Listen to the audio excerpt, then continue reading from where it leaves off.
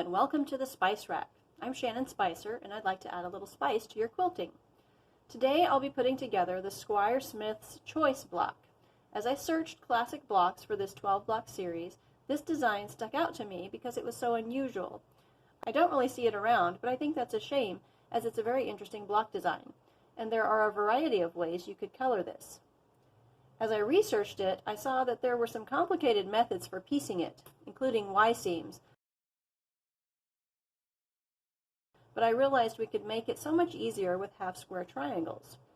In this series so far, we've made the rail fence block and the log cabin block. We've learned strip piecing and then subcutting. Today I'm going to show you how to make half-square triangles using my favorite method, which is the 4 at a time method. You can find a link to this pattern in the description below. So let's get started on this block. This one here is the one I made to test the pattern, but I'm going to create a new one using 2 solid colors.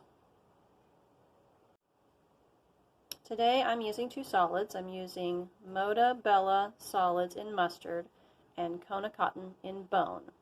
With the 4 at a time method for half square triangles, you take 2 squares, right sides together,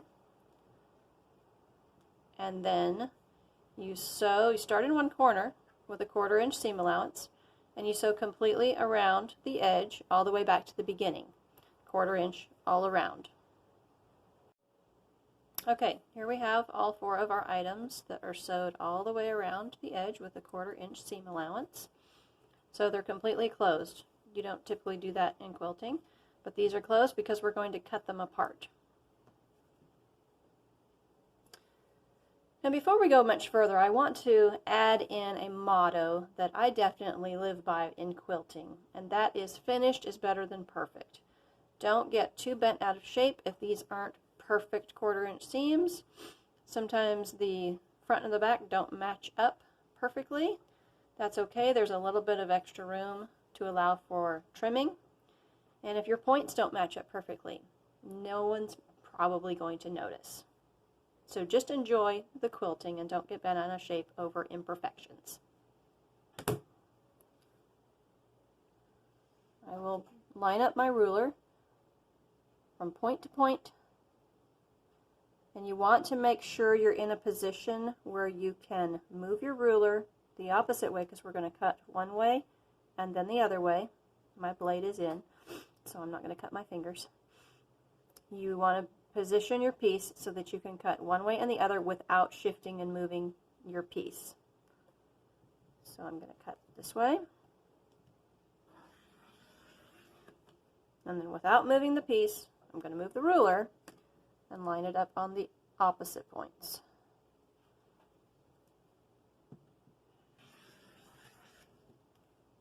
So now we have 4 pieces. Yep, that didn't cut all the way. Cut it just a little bit.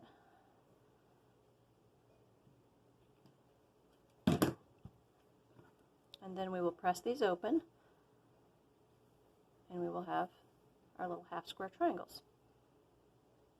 So I'm going to press them all, and then I'm going to trim, and I'll show you how I trim here in a minute. I want to show you one of my favorite tools, and that is the Tailor's clapper. It really helps the seams flatten out.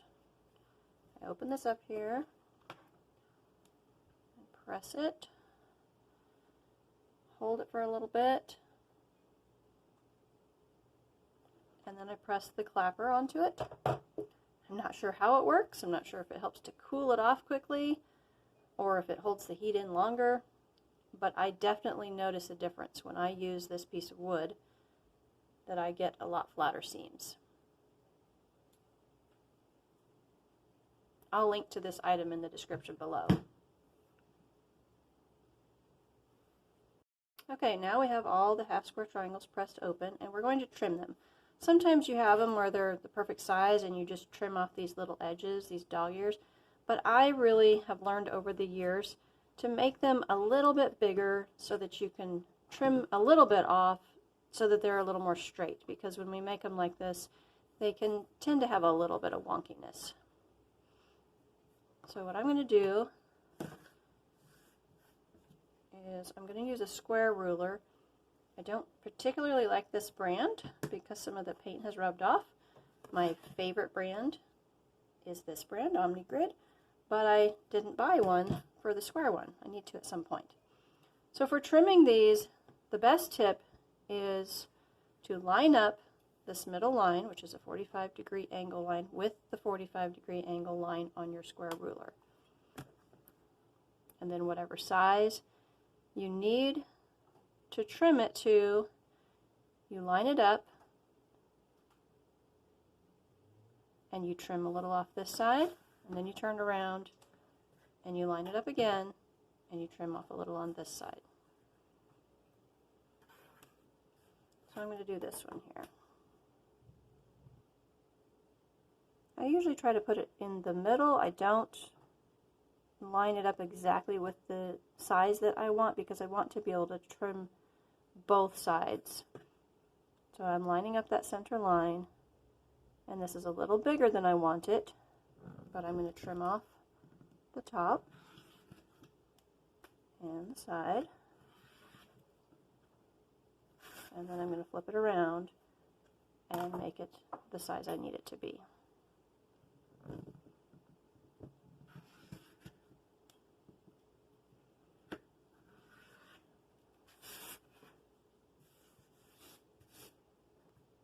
There, perfect. And these should come to a point on each side. There shouldn't be any margin with these. Sometimes with a piece you want a 1/4 inch margin, but not with half square triangles. So now I'm going to trim all my others. Okay, now we have all our half square triangles all trimmed up nicely.